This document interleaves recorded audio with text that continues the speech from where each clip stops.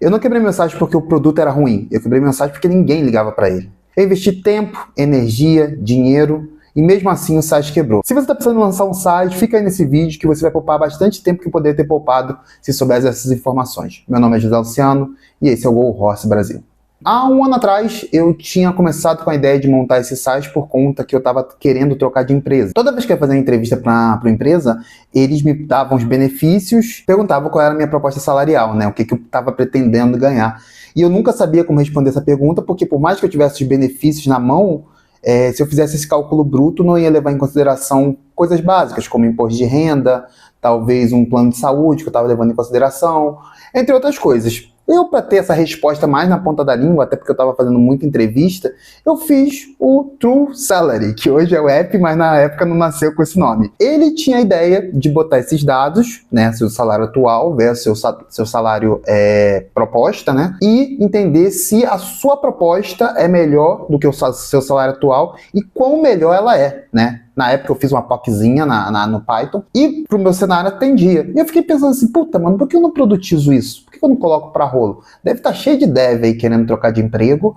E puta dor honesta. Fui dar uma pesquisada no mercado e vi que não tinha nada desse tipo. Até tinha, mas não era nem o foco. E eram coisas bem mais genéricas, que visavam fazer o cara ir pro PJ, então os cálculos já eram tendenciosos a favorecer o PJ, e esse não era o objetivo do meu produto. Eu pensei, pronto, mercado inexplorado, por que será, né, inexplorado? Porque não tem ninguém nessa porra. Vou mexer nisso. Então eu comecei a montar, né, toda a lógica, comecei a refinar mais, né, aquele cálculo. Era um cálculo mais grosseiro, eu tentei deixar ele mais assertivo, óbvio que assertivo mesmo é só o contador, mas ele estava bem próximo da realidade, ajudava sim a pessoa a conseguir entender quanto que ela ia ganhar na outra empresa e se era vantagem ou não.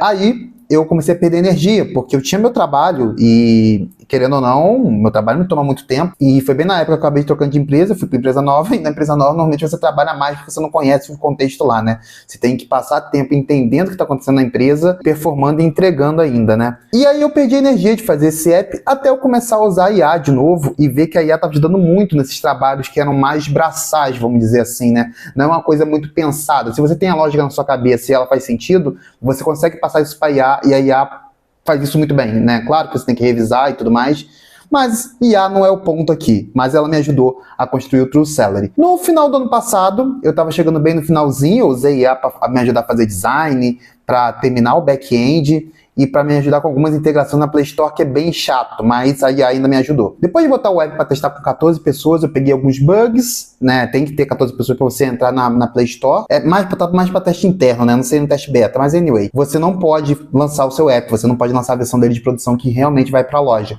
E aí eu chamei uma galera para testar, chamei QA para testar. Eu tentei deixar que o pessoal entendesse sozinho a jornada, eu não guiei ninguém para entender se o app estava realmente intuitivo. Eu deixei ele o mais intuitivo que eu podia, botei uma jornada guiada e lancei o app. E cara, eu tava tão preocupado na hora de lançar o app que eu coloquei vários guardrails ali de tipo, puta, mano, proteger a rota para ninguém me fazer ataque de DDoS, jogar um AF aqui para bloquear IP suspeito, vou ter que colocar um plano aqui pro cara não pegar a jornada de primo e virar primo, então vou jogar numa mensageria aqui. Eu me resguardei de tudo que era jeito, achando que o app ia estourar, ia ser a inovação da troca de emprego. E quando eu lancei, nada mais do que o silêncio. E o que eu imaginei, né? Eu lancei o app, eu já sabia que a Play Store não ia jogar meu app para os outros verem, não é assim o comportamento dela, só que eu joguei no LinkedIn. E meu LinkedIn é a coisa mais bombada do mundo, né? Mas esse post que eu fiz, né, que eu fiz um videozinho todo bonitinho, mostrando a funcionalidade de comparar salário,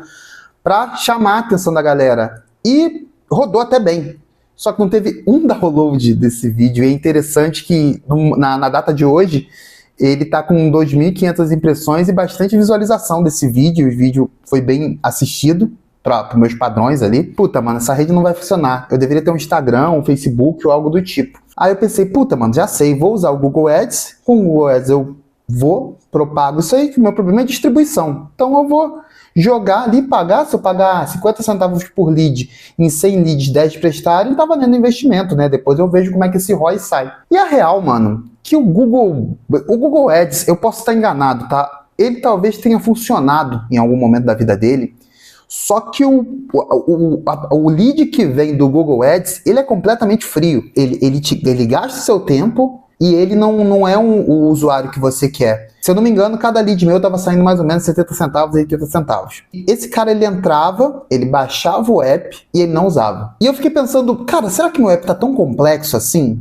Será que, tipo, tem campo demais? Só que, tipo, é o mínimo dos campos que você precisa para fazer uma comparação de salário decente. E eu comecei a pensar, eu não tô entendendo, tem jornada guiada, e se esse cara não tá entendendo como usa o app, é só ele abrir a jornada. E o que eu pensei na época? Vai ver esse cara que tá abrindo o app, ele não tem uma proposta. Vai ver o cara não tá desse momento, né? Vai ver ele tá gostando da empresa dele, e ele não tem nenhuma proposta na mão, né? Então realmente, essa dor é uma dor muito pontual. Aí eu pensei, cara, eu preciso validar esse app de alguma forma. Aí eu pensei, vou fazer o seguinte, eu tenho que validar esse app. Vou deixar uma feature pro cara que tá procurando outro emprego, que é a que já tá aqui, né, que é a comparação de salário, e vou lançar uma outra feature, que é pro cara que tá com o emprego dele e tá de boa. E qual era essa feature? Era um planejamento financeiro. O cara colocava as dívidas que ele tem ali, né, as pendências, seja ela parcelada ou fixa, e aí coloca o salário dele em cima, que eu já aproveitava a lógica da comparação de salário para pegar o salário desse cara já já aplicado imposto de renda, entre outras taxas. Porra, perfeito, eu aproveito metade do outro, só coloco uma variávelzinha a mais. Eu já acostumei a usar a ferramenta de IA, então ela acelera muito o meu desenvolvimento. Eu demorei mais ou menos umas 2 semanas para terminar essa feature, para colocar todos os guarda-reis necessários, e lancei. E eu tava com bastante esperança nessa, porque no outra propaganda eu não tinha conseguido rodar o vídeo, porque o vídeo